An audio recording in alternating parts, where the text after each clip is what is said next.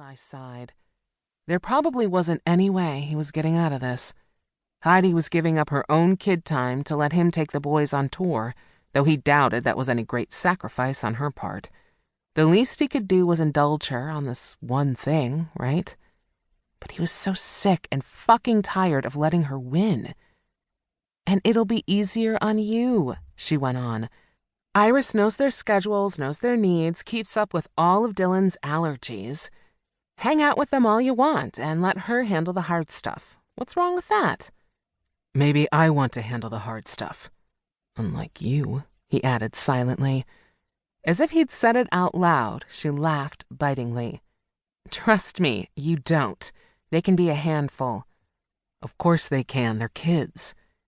He'd always been able to grapple with the various crises better than Heidi. She was prone to meltdowns at the least disruption to her perfect life. Dylan's allergies were a case in point. From his first anaphylactic reaction, she'd despaired over the extra work of making sure he didn't eat what he shouldn't, mainly tree nuts and shellfish. The one and only time he'd been stung by a bee, he puffed up like the Michelin Man. So they made the list too. A dog or cat in the vicinity would have him itchy and wheezing for hours, so pets were out. "I know everything Dylan needs as well as you do." "Eli, just do this. What am I supposed to do with the girl for 2 months while the kids are away?" "Give her the time off. I'm sure she'd appreciate it. What the fuck am I supposed to do with her for 2 months?" "I want her wherever the boys are." It was Heidi's, "and that's that" tone. "The boys are going to be on the bus with me." "Then she's on the bus with you." "Like hell she is." "God damn it, E. The kids are her job. Let her go along, and I promise you won't regret it." "Do you really think she'll thank you for forcing her into tour life when she's used to all this?"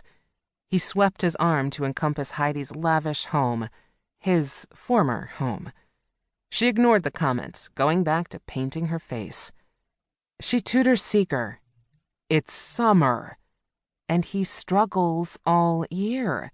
An hour a day isn't going to cut into your precious time too much." All right, he could give her that one.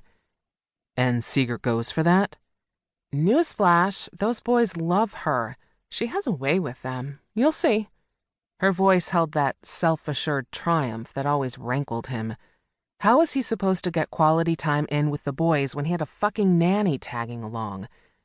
By leaving her ass on the bus or in her hotel room, he decided, stalking across his former bedroom, leaving Heidi to get ready in his former bathroom, probably to roll with her boyfriend across Elijah's former bed.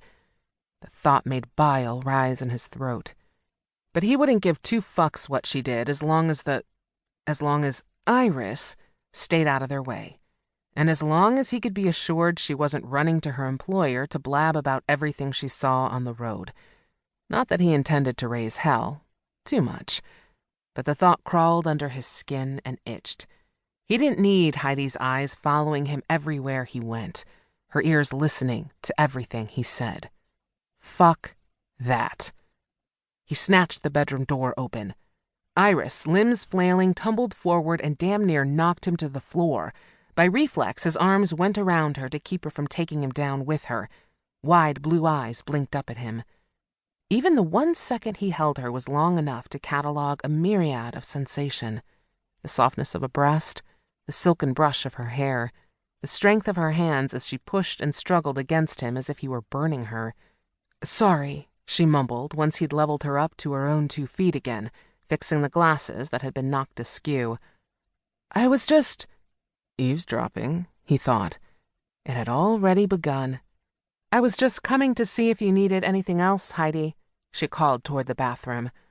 "No, that'll be all today, Iris. Elijah has stopped by to take the boys for the night. Thank you." "At least she thinks I'm capable for a single night," he muttered. Heidi had missed Iris's grand entrance. He was sure if he pointed it out, she would roll her eyes and tell him he was being ridiculous. But the woman's weight had been solid against the door. He'd felt it. Iris didn't comment on what he'd said, and Eli assessed her through narrowed eyes.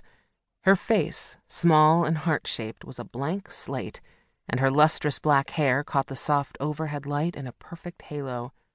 She was a little thing. The tiny